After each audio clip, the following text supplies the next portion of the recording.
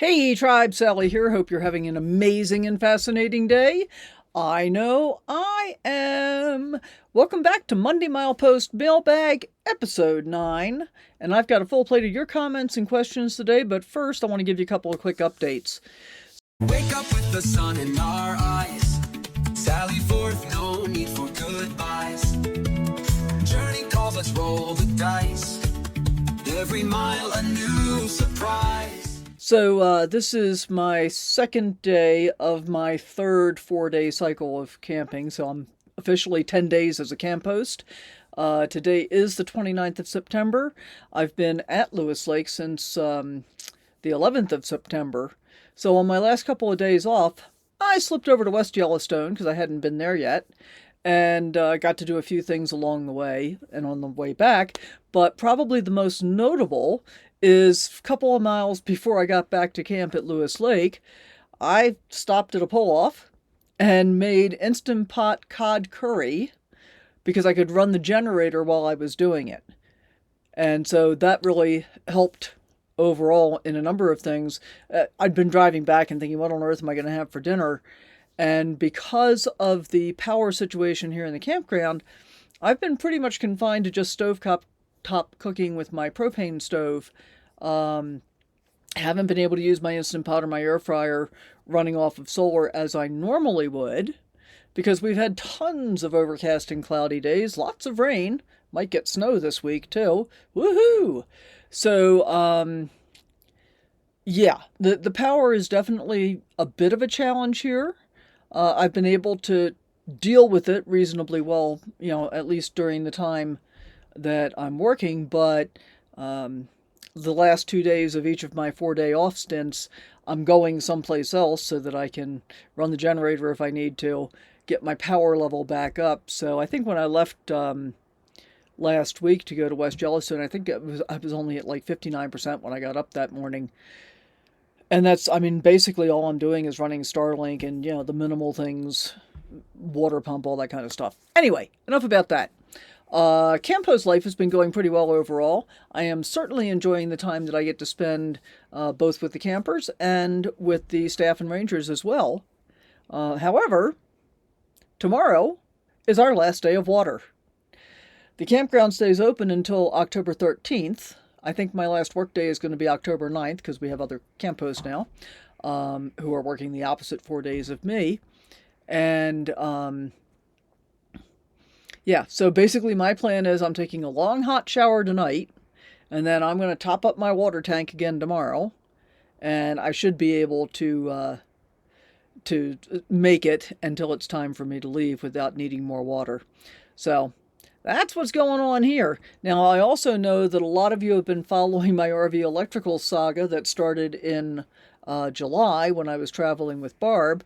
And thanks for all the encouragement and participation there. I do want to let you know that a full video with the whole story in one go, what the problems were, what happened, and how we think, well, don't think, I know it is fixed at this point. So that whole video is going to be coming soon. Stay tuned for that. And finally, don't forget that this Sunday coming up is our first Sunday of the month coffee talk. That'll be live at 8 a.m. Pacific, 9 Mountain. Do the math for each of the other time zones. So, looking forward to that as well.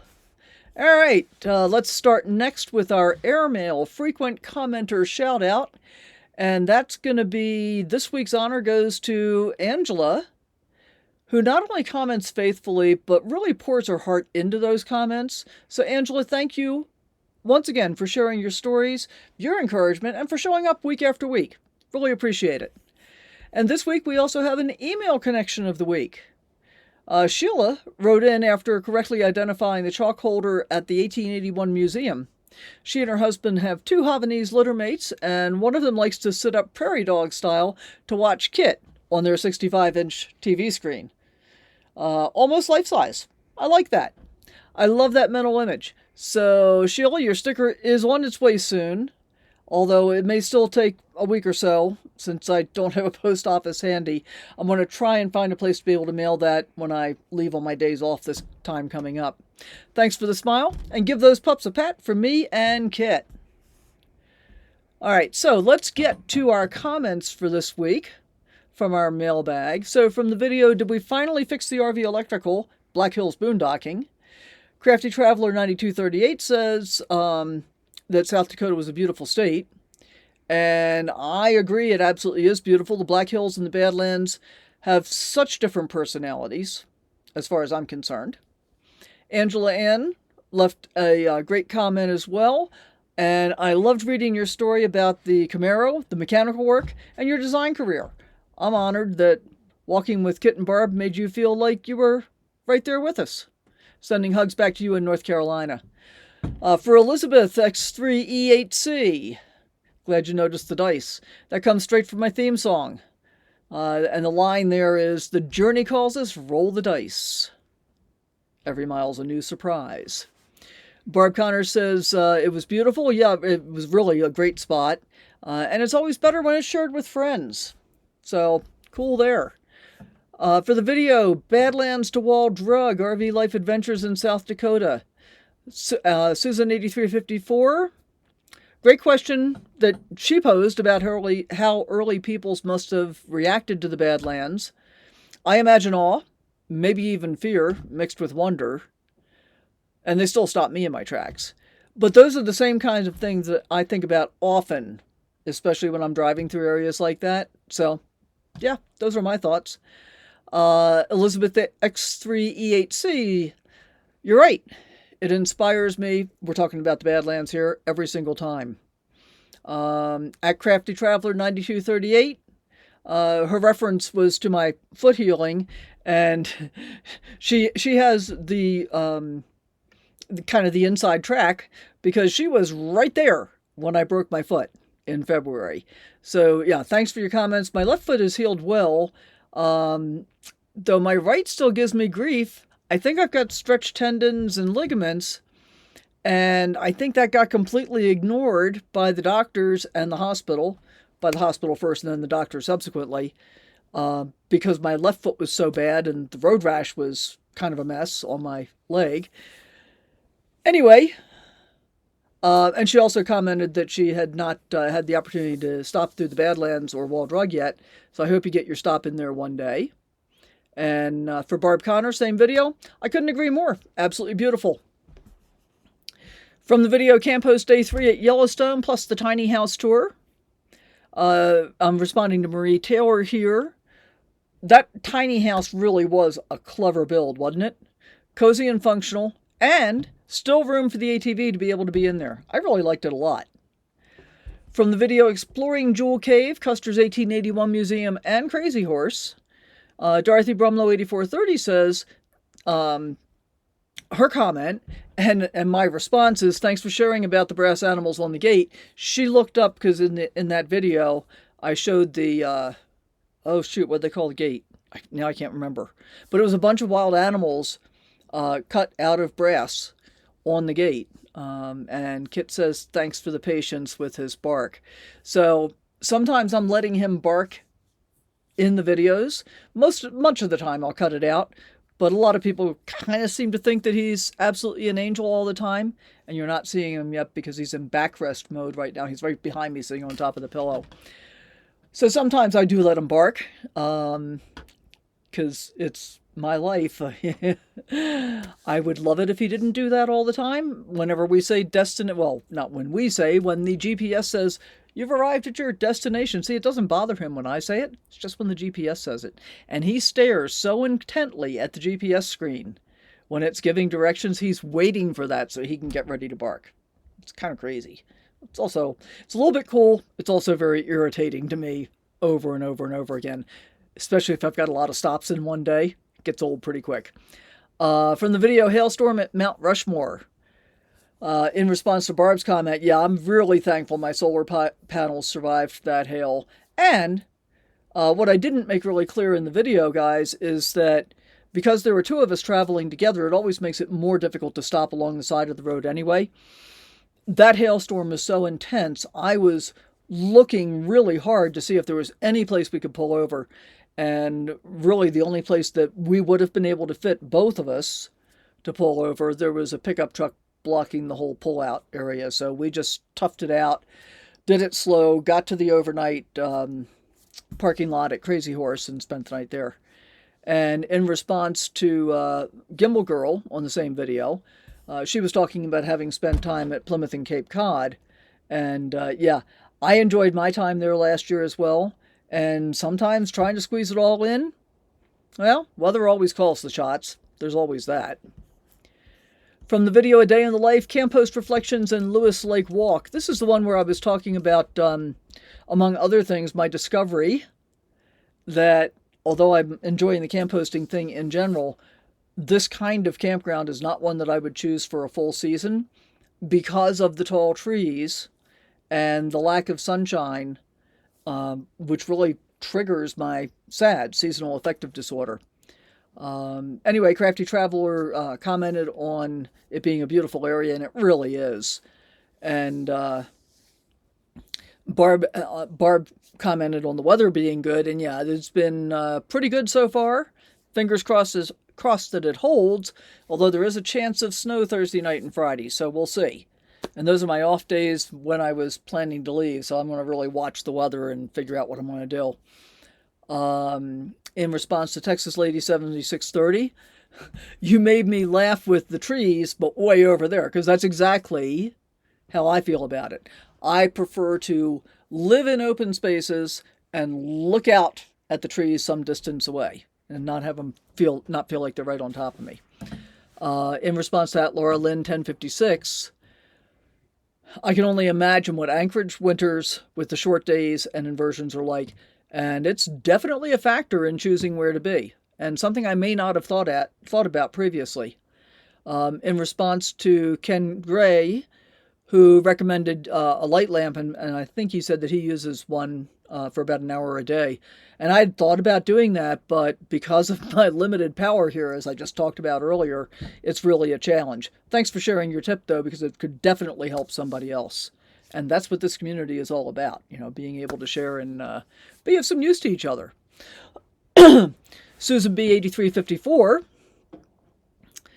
described Maine's mixed forests, and it was about this time last year. Well, I guess I was out of Maine about the third week in September, or maybe third or fourth week in September last year.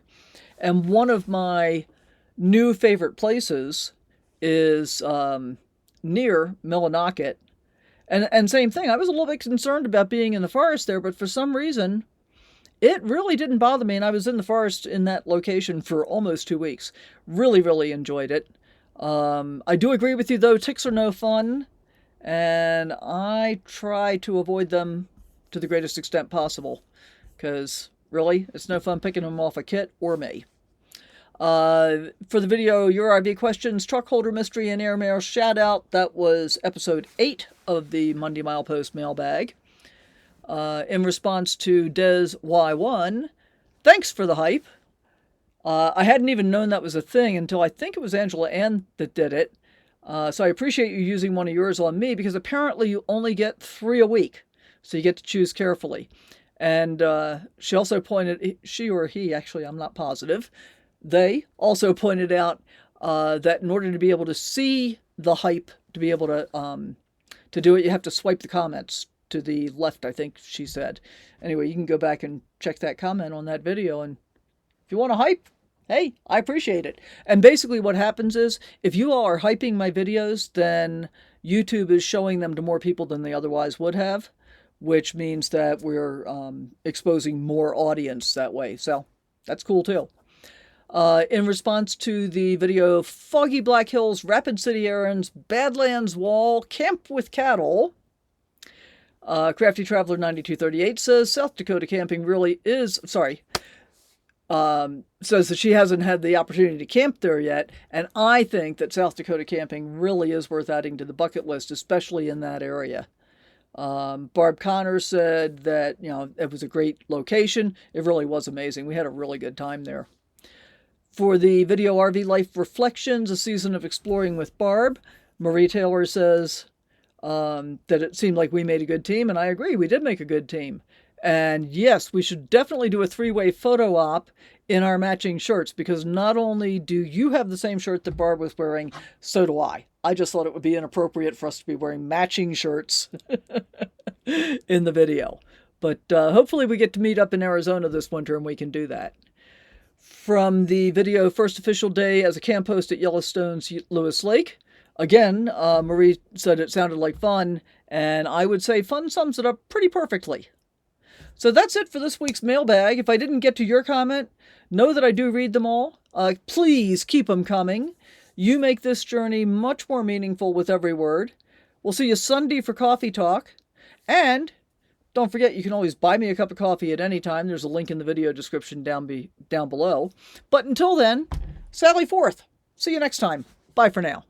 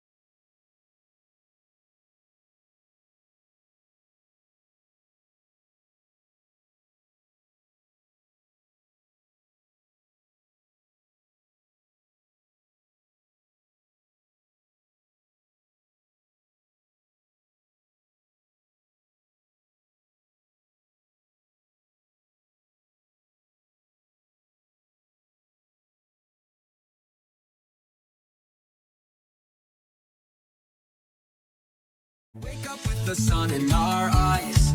Sally forth, no need